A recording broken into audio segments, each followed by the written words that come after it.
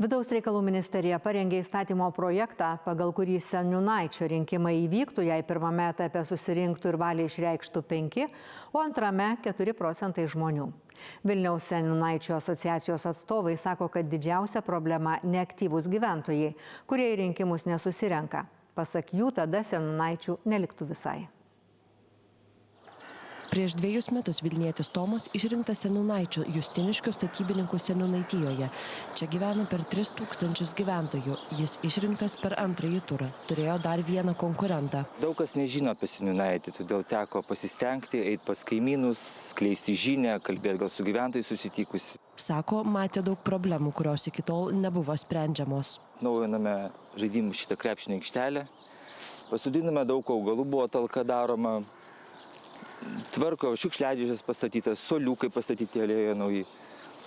Daug darbų nuveikti. Į kiaušinius čia, naujų metų medžiai puošia, soliukai, prižiūrė jis čia tvarka. Visur labai dėkingi mes, dėkui Dievui, dėkojam, kad jūs rūpinatės, viską tvarkot.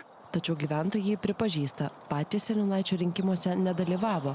Vilniaus seniūnaičių asociacijos atstovė sako, mažas gyventojų aktyvumas didelė problema. Seniūnaičiai finansavimo neturi jokio. Mes veikiame savanoriškais pagrindais ir, tarkim, reklaminiai kampanijai pasidaryti kažko tokio net negalime. Vidaus reikalų ministerija parengė įstatymo projektą, pagal kurį seniūnaičių rinkimai būtų laikomi įvykę, jei juose savo valią išreikštų ne mažiau kaip 5%, o pakartotiniuose rinkimuose ne mažiau kaip 4% seniūnaitijos gyventojų. Dabartiniu metu visoje Lietuvoje seniūnaičiai renkami pakankamai skirtingai, tai nutarta, kad reguliavimas turėtų būti visoje valstybėje vienodas.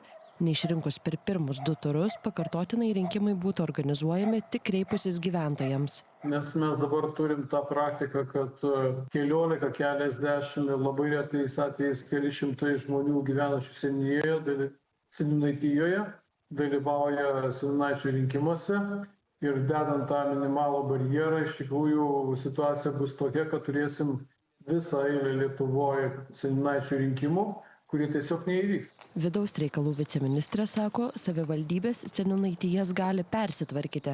Situacija kaime ir mieste skiriasi, sako savivaldybių asociacijos prezidentas. Didieji miestai gali būti keli tūkstančiai gyventojų vieno seniūnaityje. Ir jie susmulkinus dar papildomai smulkesnės dalis, mes iš tikrųjų galim turėti didžiuose miestuose, galbūt kelis šimtus ar net 1000 seniūnaičių. Pasak viceministrės, šiandien įstatymo projektas dar nėra galutinis.